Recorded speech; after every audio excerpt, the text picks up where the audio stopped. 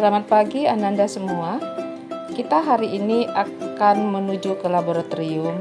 Kita akan menguji kadar protein pada beberapa bahan seperti telur, yaitu kuning telur dan putih telur yang telah direbus, kemudian kuning telur dan putih telur yang belum direbus atau mentah, dan kemudian kacang kedelai.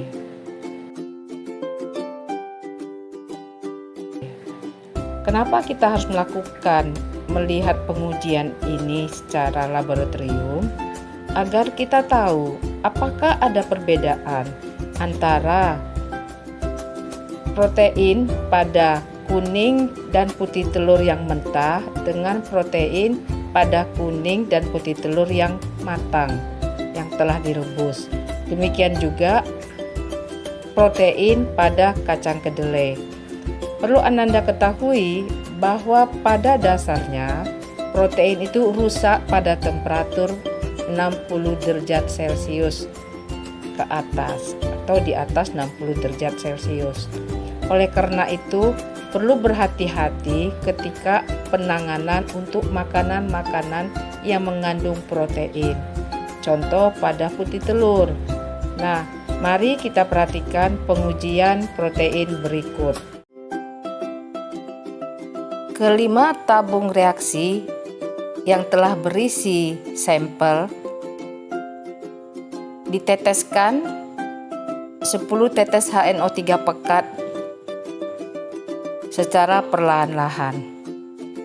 Perhatikanlah perubahan warna yang terjadi pada kelima sampel. Kita perhatikan warna kekuningan semakin nyata. Kemudian kelima tabung reaksi kita masukkan ke dalam penangas atau beker gelas yang berisi air, kemudian kita panaskan lebih kurang 5-10 menit.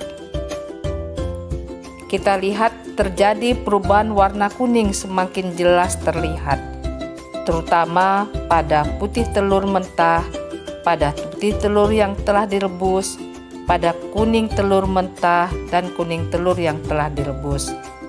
Pada kacang kedelai, kita melihat warna kuningnya masih samar.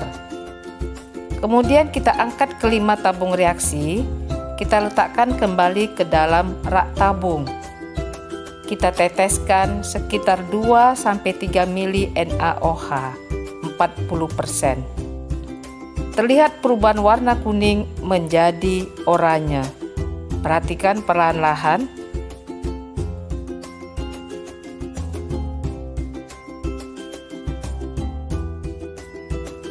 Kita perhatikan bagaimana perbedaan warna yang terjadi pada kuning telur mentah dan kuning telur yang telah matang. Lihatlah, warna oranye atau jingga lebih kuat pada kuning telur mentah dibandingkan kuning telur yang matang. Demikian juga warna oranye juga lebih kuat pada putih telur mentah daripada putih telur matang. Sekarang kita bisa menyatakan bahwa denaturasi pada protein akibat pemanasan ternyata mempengaruhi kualitas protein. Tetapi tentunya perlu pengujian secara kuantitatif. Pada kacang kedelai, kita lihat perubahan warna menjadi jingga. Tetapi warna yang dihasilkan tidaklah sekuat warna oranye atau jingga yang ada pada kuning dan putih telur. Kenapa perubahan warna jingga bisa terjadi pada pengujian Santo protein? Mari kita lihat. Protein mengandung asam amino berintikan benzen. Nah, jika ditambahkan asam nitrat pekat seperti yang kita lakukan, akan terjadi pengendapan.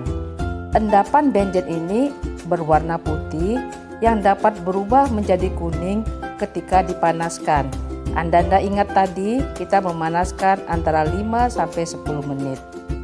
Senyawa nitro yang terbentuk dalam suasana basah dengan adanya NaOH 40%, maka akan membentuk ionisasi dan warna kuning tadi akan berubah menjadi lebih tua atau jingga.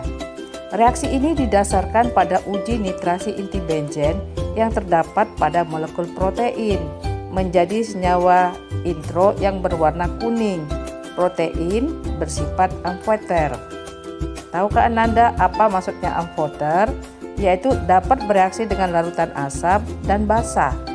Ini adalah keistimewaan dalam senyawa protein.